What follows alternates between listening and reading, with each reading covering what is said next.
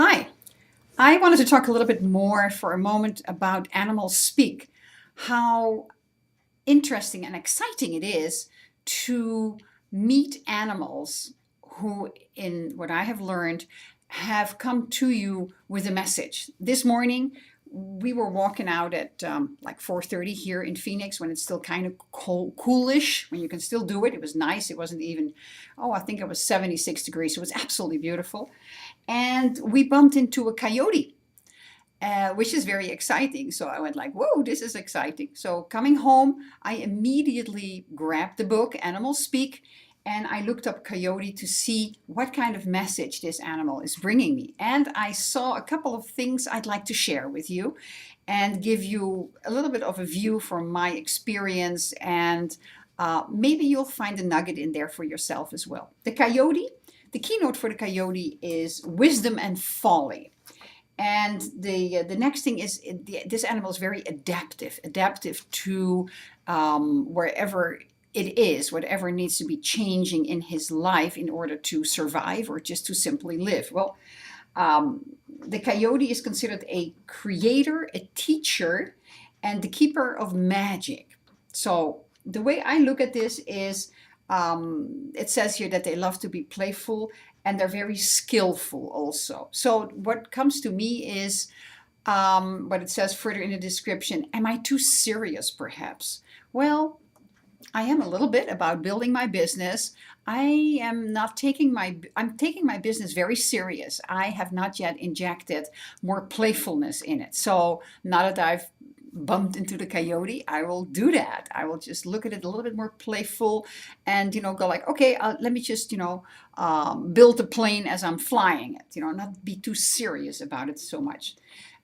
Because being too serious about your business takes the fun out of it. And that's not the way it's meant to be. We're supposed to be having fun with everything that we do. That means that, we love what we do. So also the coyote sometimes likes to look at shortcuts. When I look at myself, do I take shortcuts? Not really. I'm maybe a little bit too serious for that, to take shortcuts. So and I may have a tendency, what the coyote does also is make things sometimes a little bit more complicated than they should be. So here comes the playfulness in again. So it's another message that I go. They are mostly active at night. I'm not a night owl, so that doesn't apply with me. But what they do also is they do cooperative hunting techniques. That means that they may even cooperate with a different kind of animal to hunt.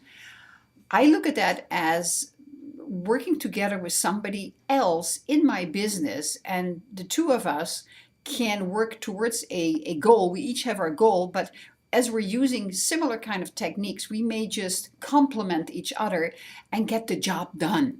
So I'm doing that now with somebody, and I'm excited about that. The last part is that it's actually what the coyote also brings. The message is to look at indeed the balance of the wisdom and the folly, because when you bring that in balance, that means you're having a fulfilling life. So I feel ever so blessed to have had the coyote on my path this morning so early. It set the tone for me for today to whatever I'm going to be doing now. And I will put a little note on the wall so that I remind myself to be a little bit more playful, perhaps a little bit less serious about my business, and just work hard, of course, which is what I like to do, but be very, efficient, but not too serious. I'm probably a little bit too serious. And I hope you get a little bit of a nugget out of this.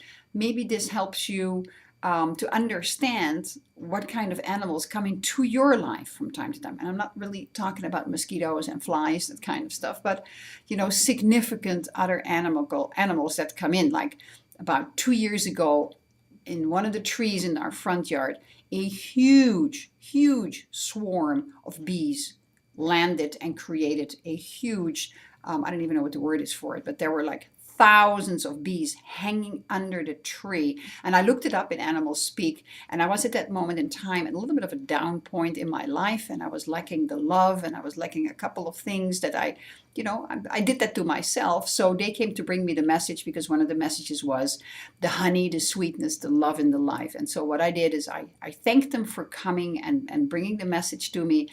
And even though the neighbors wanted to get the extinguisher and just cut off the whole limb of the tree and dump the beautiful swarm of bees, I talked with them 3 times and I blessed them and I thanked them very much for coming and bringing the message. Lo and behold, 24 hours later, they were all gone.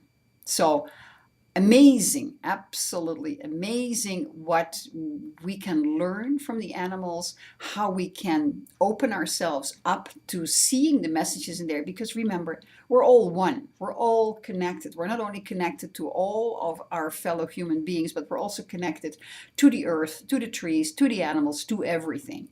So I'm excited about these kind of messages. I hope you get a little bit of a nugget out of it. And if you're interested in the book, this is the book. Animals Speak. Animals Speak. There you go. Beautiful book. You can still buy it in the stores, Barnes and Nobles, and on Amazon. I've seen it.